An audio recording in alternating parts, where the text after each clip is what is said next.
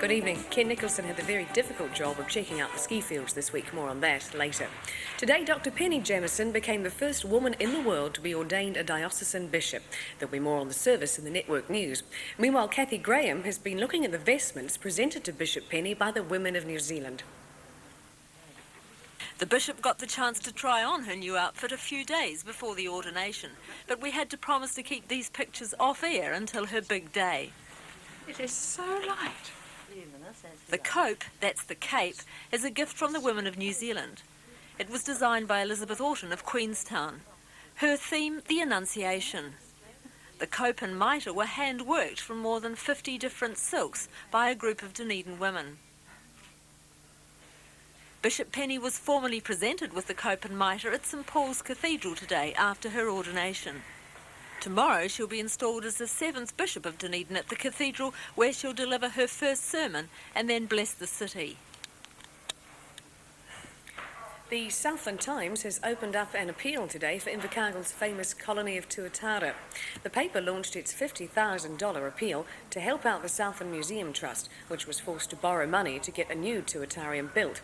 New premises are needed urgently by the Tuataras. They're in temporary enclosures while the museum is upgraded.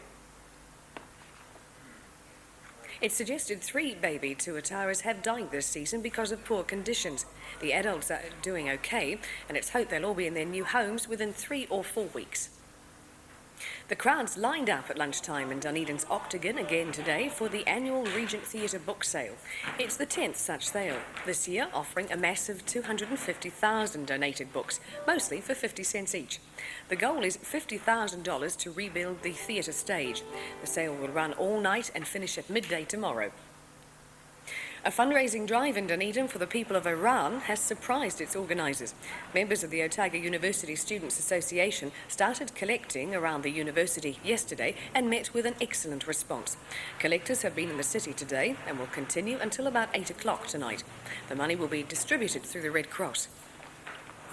Forbury Park will have a brighter look when it runs its next race meeting. The lighting system, which was installed in the late 1950s, is being replaced. Workmen are busy at the moment putting in 162 kilowatt lights.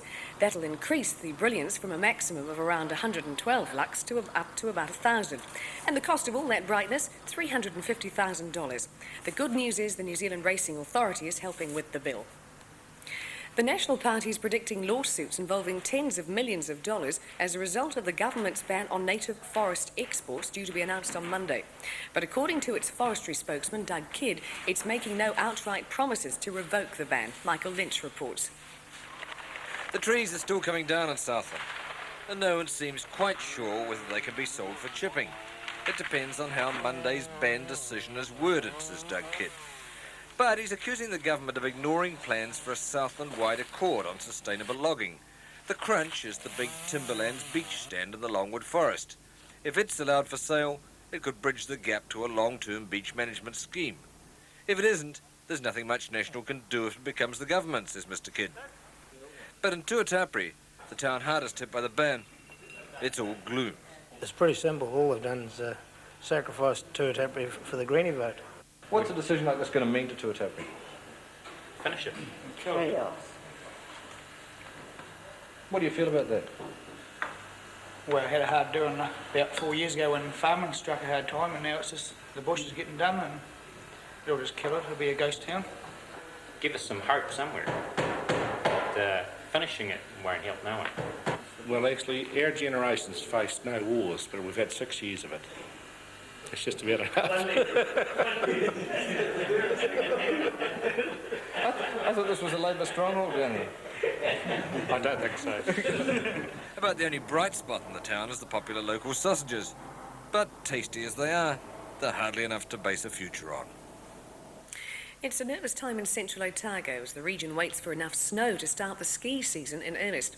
Cardrona has been open for 2 days and is operating this weekend for the midwinter term break. But as Ken Nicholson discovered, all the fields are still waiting for the big fall. The surrounding peaks and the skies above Central look promising, even if the lower slopes were a dismal sight for those wanting to strap planks onto their feet but at last we found it. Well, this is what the skiers have been waiting for the last week or so. The warm rains of early in the week are gone, and at last it's snowing.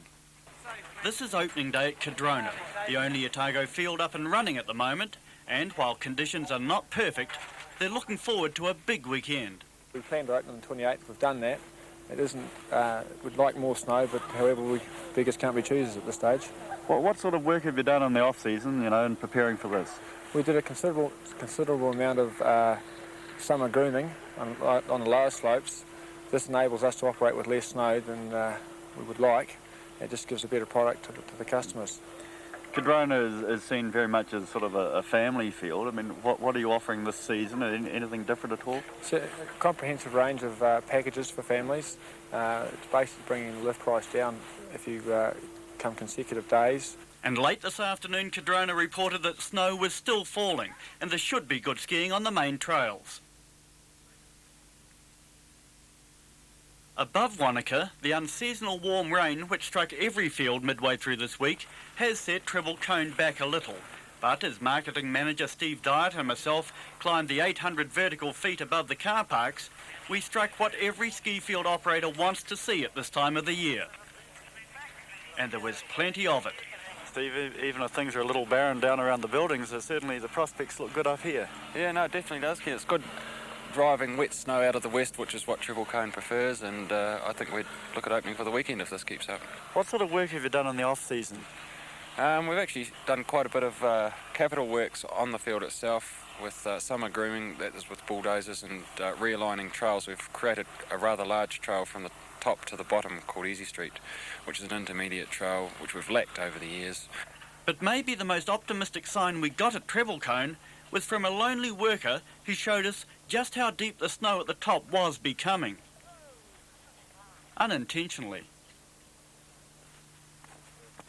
The Queenstown fields at Coronet Peak and the Remarkables are now looking at operating next week should they get the necessary snow in the interim. There is snow about, with the work done by artificial snowmakers having some benefit, but the balmy temperatures of the latter part of this week have also limited that. Certainly in other parts of the world they rely totally on these machines. We're still hanging out for some natural stuff, but hopefully the day will come when it's a nice bonus, and these machines can do the whole thing for us, but that day's a wee way away yet.